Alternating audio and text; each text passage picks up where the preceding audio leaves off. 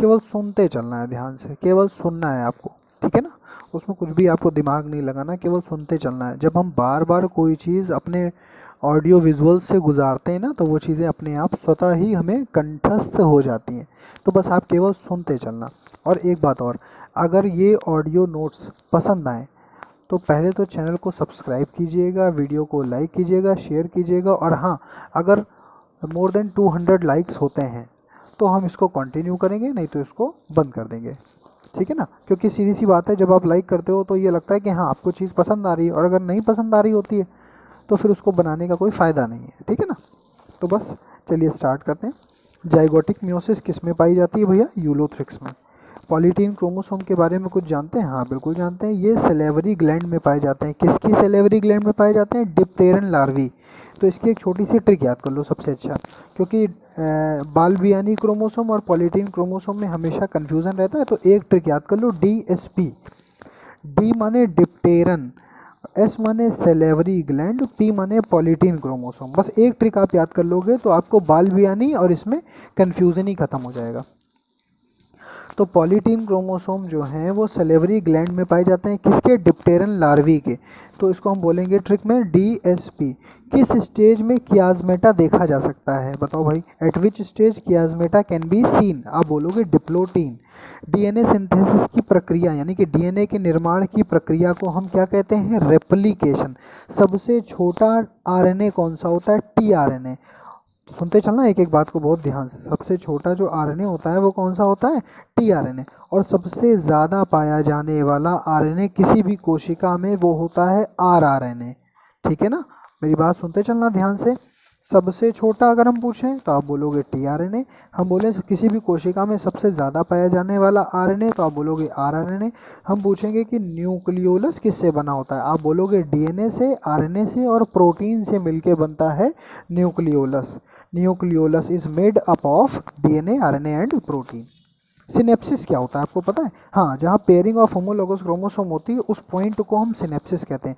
इस सिनेप्सिस का एक और नाम होता है, अगर आप गूगल पे सर्च करोगे उसको बोलते हैं सिंडेसिस, SYNDESIS। अच्छा चलो, सेल वॉल को स्ट्रेंथ कौन प्रोवाइड कराता है? सेल वॉल को रिजिडिटी कौन प्रोवाइड कराता है? लिग्निन। किसी भी कोशिका जो भित्ति होती है, सेल वॉल होती है, उसको स्ट्रेंथ और रिजिडिटी कौन प्रोवाइड कराता है? Lignin.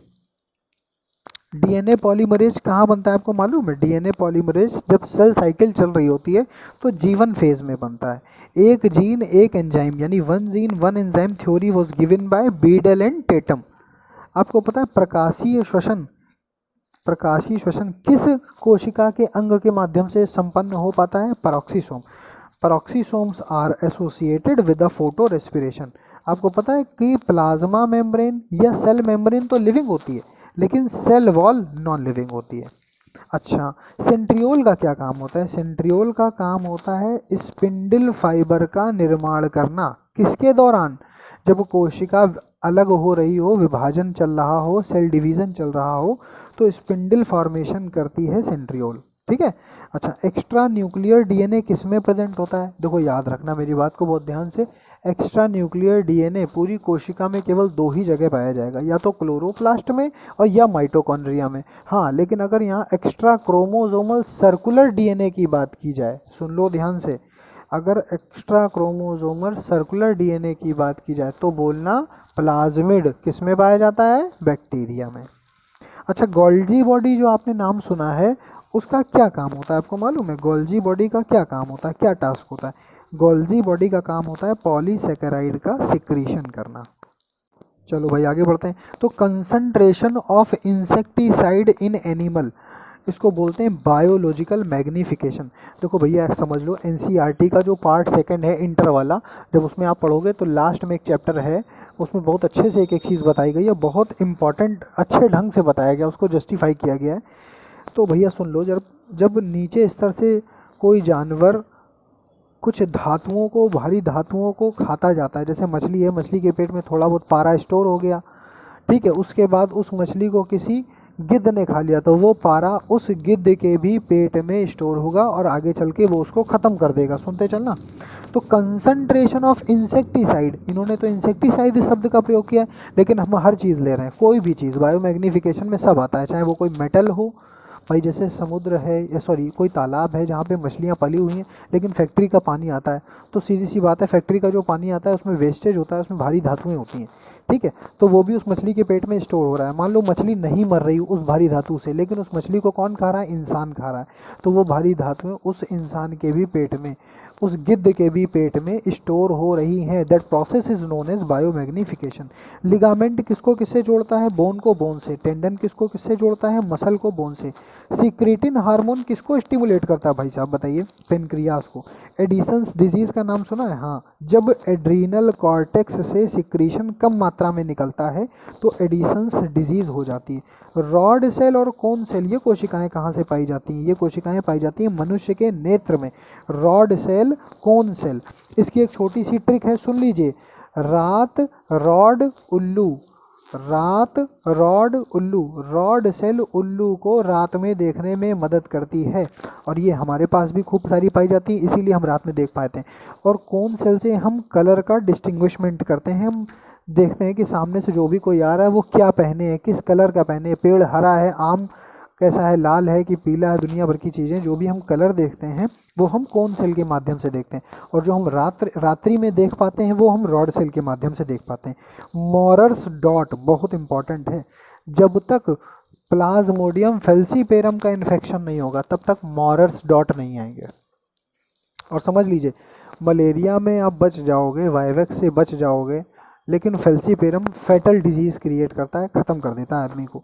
मॉरर्स dots are observed in the erythrocyte, erythrocyte का मतलब RBC, erythrocytes of man, if these are infected with plasmodium falciparum. Medulla oblongata ही मनुष्य में रेस्पिरेटरी सेंटर होता है। मनुष्य में क्या, जो भी सांस लेते हैं, जो भी वर्टिब्रेट्स हैं, उसमें मेड्यूला ऑब्लोंगेटा है, उसको रेस्पिरेटरी सेंटर कहते हैं। आपको पता है एफएसएच किसको कंट्रोल करता है, एफएसएच कंट्रोल करता है स्पर्मेटोजेनेसिस, स्पर्म के निर्माण को। स्पाइनल नर्व अगर हम फ्रॉग में पूछें तो कितनी पाई जाती हैं, आप बोलेंगे 10 जोड़ी पाई जाती हैं।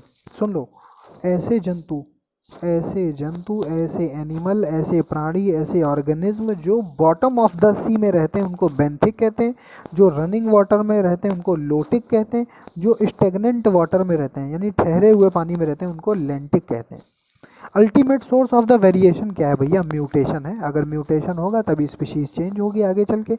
अब आप म्यूटेशन तो आप देख ही रहे हो इतना कायदे से, अपना कोरोना वायरस जो है ये इतना तेज़ी से म्यूटेंट कर रहा है अपने आप को, इतने तेज़ी से म्यूटेशन कर रहा है कि 1089 वेरिएंट्स बना चुका है अपने। हर वैक्सीन कहीं ना कहीं किसी न किसी जगह ये कोरोना उस वैक्सीन को मात दे देता है, ठीक है। चलो, थिग्मोट्रोपिज्म आपने सुना होगा कि थिग्मोट्रोपिज्म आपको किस में देखने को मिलती है भैया, थिग्मोट्रोपिज्म आपको देखने को मिलती है मटर में, जो आगे स्प्रिंग ऐसी संरचना होती है जिनको हम टेंड्रिल्स कहते हैं, उन टेंड्रिल्स में हमें थिग्मोट्रोपिज्म देखने को मिलती है। अच्छा, टाइलोसिस, जब हम लोग सेकेंडरी जाइलम पढ़ते हैं तो वहाँ पर शब्द आता है टाइलोसिस, एनसीईआरटी में बाकायदे चित्र बना हुआ है।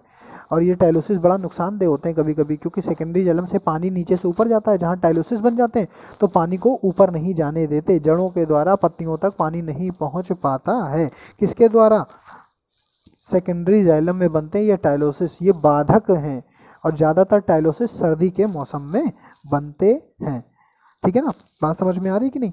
इसी तरह के हम छोटे छोटे पार्ट्स में ऑडियो आपको प्रोवाइड कराते चलेंगे। हमको ज़रा एक बार ये बता दीजिएगा कि ये प्रोसेस आपको कैसी लग रही है। बहुत ज़्यादा बड़ी वीडियो नहीं बनाएंगे, 10 मिनट 15 मिनट की बनाएंगे, छोटी छोटी वीडियोस बनाएंगे, लेकिन हमको ये बता दीजिएगा कि ये चीज़ आपके लिए सुगम है, यानी कि आप अपने हेडफोन लगा के शांति से पढ़ पा रहे हैं कि नहीं, कोई समस्या तो नहीं हो रही किसी तरह की।